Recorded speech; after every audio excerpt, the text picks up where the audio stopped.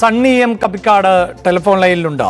ശ്രീ സണ്ണി, ഈ മന്ത്രി കഴിഞ്ഞ ദിവസം പറഞ്ഞ വാക്കുകൾ വലിയ തോതിൽ ചർച്ച ചെയ്യപ്പെടുന്ന സാഹചര്യം ഉണ്ടാകുന്നു. മന്ത്രി പിന്നീട് പറയുന്നു താൻ സതുദ്ദേശത്തോടു കൂടിയാണത് പറഞ്ഞത്. ഉന്നത കുലജാതരായിട്ടുള്ളവർ കീഴ്വിഭാഗങ്ങളുടെ മന്ത്രിയാകണമെന്ന് മാത്രമല്ല ഞാൻ പറഞ്ഞത്, മറിച്ച് കീഴ്വിഭാഗങ്ങളിൽപ്പെട്ടവർ ഉന്നത വിഭാഗങ്ങളുടെ അല്ലെങ്കിൽ മുന്നാക്ക വിഭാഗങ്ങളുടെ മന്ത്രി കൂടിയാകണമെന്നൊക്കെ പറഞ്ഞു എന്നുള്ളതാണ്. പക്ഷെ അപ്പോഴും ഈ ഉന്നതർ, കീഴ്ജാതിയിൽപ്പെട്ടവർ, അങ്ങനെയൊക്കെയുള്ള ഒരു ചിന്ത ഇവരുടെയൊക്കെ മനസ്സുകളിൽ ഇപ്പോഴും തുടരുന്നു എന്നാണോ മനസ്സിലാക്കേണ്ടത്? അതെ, ഇതൊരു വലിയ സുരേഷ് ഗോപിയുടെ വ്യക്തിപരമായ ജീർണതയുടെ ഒരു പ്രശ്നമായിട്ടൊക്കെയാണ് ഇത് ചർച്ച ചെയ്യുന്നത്.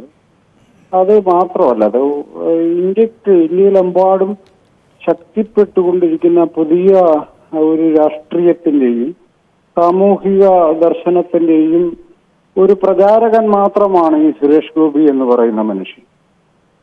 അദ്ദേഹം പറഞ്ഞൊരു കാര്യം, ഈ ട്രൈബൽ ഡിപ്പാർട്ട്മെന്റിന്റെ പ്രവർത്തനങ്ങൾ സുഗമമാകാൻ ഉന്നത കുലജാതർ എന്ന വാക്കാണ് അദ്ദേഹം ഉപയോഗിക്കുന്നത്. എന്നിട്ട് അദ്ദേഹം പറഞ്ഞ ഞാൻ സതുദ്ദേശത്തോടു കൂടിയാണ് പറഞ്ഞത്. ഈ കേന്ദ്രമന്ത്രി സുരേഷ് ഗോപി മനസ്സിലാക്കേണ്ട ഒരു കാര്യം, ഈ പറയുമ്പോൾ അയാളുടെ ഉദ്ദേശം എന്താണെന്നുള്ളതല്ല ഇവിടുത്തെ വിഷയം. ഇന്ത്യ ഒരു ജനാധിപത്യ രാജ്യമാണ്. ഇവിടെ ഉന്നത കുലജാതരും നികൃഷ്ട കുലജാതരും ഇല്ല. ഇവിടെ പൗരന്മാരാണുള്ളത്, തുല്യാവകാശമുള്ള പൗരന്മാർ. ഒരു കേന്ദ്രമന്ത്രി എന്ന നിലയിൽ ഇന്ത്യൻ ഭരണഘടന വിഭാവന ചെയ്യുന്ന തുല്യ പൗരന്മാരുടെ രാഷ്ട്രമെന്ന സങ്കല്പം സുരേഷ് ഗോപി അംഗീകരിക്കുന്നുണ്ടോ ഇല്ലയോ? അതാണ് ചോദ്യം. സുരേഷ് ഗോപി അത് അംഗീകരിക്കുന്നില്ലെന്ന് മാത്രമല്ല, ഇവിടെ ഇപ്പോഴും ഉന്നത കുലജാതർ ഉണ്ടെന്ന് അദ്ദേഹം കരുതുന്നു. ഈ ഉന്നത കുലജാതർ വന്ന ആദിവാസികളുടെ കാര്യം നോക്കണമെന്നാണ് അദ്ദേഹം പറയുന്നത്.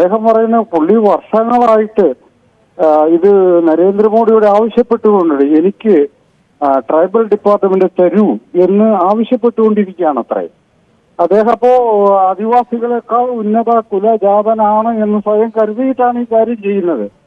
ഇത്തരം ഉദാരവാദികളല്ല ആദിവാസികളുടെ പ്രശ്നങ്ങൾക്ക് പരിഹാരം. ഇന്ത്യൻ ഭരണഘടന ആദിവാസികളുടെ പ്രശ്നങ്ങൾ പരിഹരിക്കാനായിട്ട് ഒരു സംവിധാനം ഇവിടെ ഉണ്ടാക്കിയിട്ടുണ്ട്. ആ സംവിധാനം കൊണ്ടാണ് ആ മേഖല ഇപ്പോഴും പ്രശ്നമായി തുടരുന്നത്. രണ്ടാമതൊരു കാര്യം, ആദിവാസികളുടെ മന്ത്രി ഉണ്ടെങ്കിൽ ഉന്നത കുലജാതരുടെ അങ്ങനെ ഡിപ്പാർട്ട്മെന്റ് ഉണ്ടോ എങ്കിൽ ഇയാൾ എന്തൊരു പൊട്ടനാണ് ഈ കേന്ദ്രമന്ത്രി. ഇയാൾക്കിതൊന്നും അറിയില്ലേ? ഉന്നത കുലജാതർക്കോ സവർണർക്കോ ആയിട്ട് പ്രത്യേക ഡിപ്പാർട്ട്മെന്റുകളൊന്നും ഇന്ത്യ ഗവൺമെന്റിന് ഇല്ലെന്ന് അറിയാൻ പാടില്ലാത്ത വിഡ്ഢിത്തപൂർണമായ ഒരു വാക്കാണ് അയാൾ പറഞ്ഞത്. ഇപ്പൊ കേന്ദ്രമന്ത്രി എന്ന നിലയിൽ ഇന്ത്യൻ ഭരണഘടന നിരോധിച്ചിട്ടുള്ളതാണ് ഈ വാക്കുകളൊക്കെ.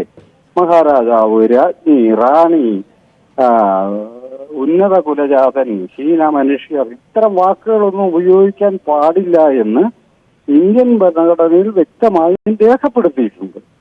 എന്നിട്ട് ആ ഭരണഘടനയിൽ തൊട്ട് സത്യം ചെയ്ത് മന്ത്രിയായിട്ട് ഭരണഘടനാ വിരുദ്ധമായ ജനാധിപത്യ, അതാണ് സുരേഷ് ഗോപിയോടുള്ള വിരോധത്തിന്റെയോ സവർണ വിരോധത്തിന്റെയോ പ്രശ്നമല്ല.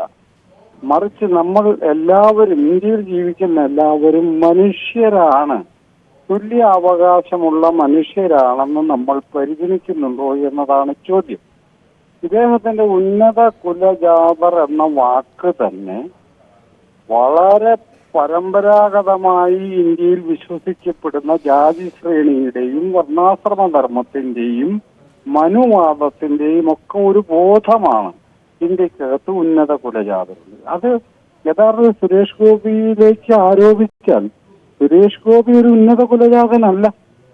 നമ്മൾ മനസ്സിലാക്കേണ്ട കാര്യമാണ്. അദ്ദേഹം ഉന്നത കുലജാതനല്ല. അദ്ദേഹം പറയുന്ന യുക്തി നമ്മൾ കൂടുതൽ വികസിപ്പിച്ചാൽ ഇന്ത്യയിൽ ഭരിക്കാൻ ഒരു കൂട്ടർക്ക് മാത്രമേ അവകാശമുള്ളൂ, അത് ബ്രാഹ്മണർക്കാണെന്നാണ് ഇയാളെ പരോക്ഷമായി പറയുന്നത്. ഇത് ജനാധിപത്യത്തിന് ഭൂഷണമായൊരു വാക്യമല്ല എന്നുള്ളതാണ് ഇന്ത്യയിലെ പൗരസമൂഹം മനസ്സിലാക്കേണ്ടത്. അതല്ലാതെ ഇതൊരു സവർണ അവർണ യുദ്ധത്തിന്റെ യുക്തിയിലല്ല ഇത് മനസ്സിലാക്കേണ്ടത്. ഇവരൊക്കെ ജനാധിപത്യത്തെയും ഭരണഘടനയെയും അട്ടിമറിക്കാൻ പരിശ്രമിക്കുന്നതിന്റെ ഭാഗമാണ് സുരേഷ് ഗോപിയുടെ വാക്കുകൾ എന്ന് തന്നെ നമ്മൾ മനസ്സിലാക്കിയാലേ നമുക്കതിനെ ജനാധിപത്യപരമായി വിമർശ വിധേയമാക്കുവാനും തള്ളിക്കളയാനും പറ്റും. യെസ്,